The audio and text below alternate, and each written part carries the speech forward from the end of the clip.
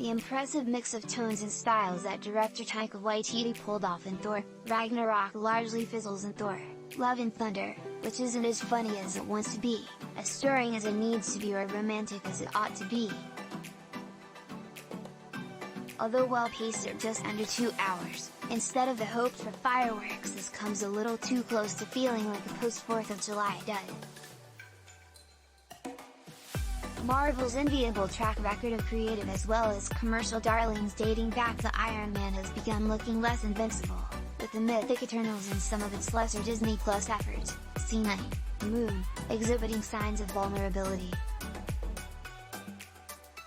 While reuniting Waititi and star Chris Hemsworth sounded like a can't-miss proposition and should provoke considerable enthusiasm, the latest exercise feels too enamored with the actor's comedic chops and related tomfoolery, while lacking the striking sort of villain that helped elevate Ragnarok. Cate Blanchett and Christian Bale share initials, but her heel stands head and shoulders above his Gorr the God Butcher, a character whose tragic backstory takes a grim turn when he acquires the Necrosword, vowing to use the mystical artifact to kill all gods, including Thor and his Asgardian pals.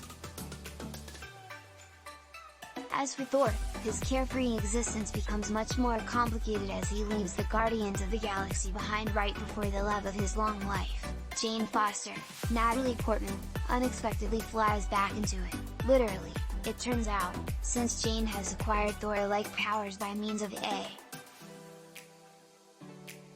Indicative of an eclectic resume that ranges from quirky TV comedies to a planned Star Wars movie, Waititi finds humor in the strangest places, like Thor's odd relationship with his axe, Stormbreaker, which seems anthropomorphically jealous of him interacting with other weapons.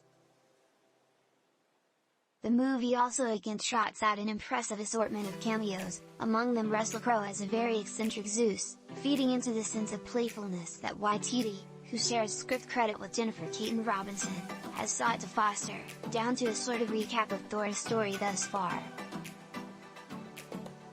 Yet despite genuinely striking visual flourishes and Hemsworth's gameness in portraying Thor as a swaggering oaf, including a naked bit already overexposed in the marketing that should still elicit big laughs, too often the gags in Love and Thunder fall flat. There's also something almost lazy about the way kids get incorporated into the plot.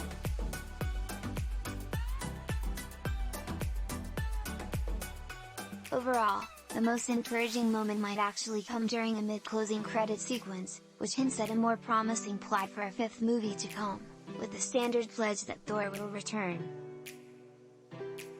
When it comes to Marvel fare, hope tends to spring eternal.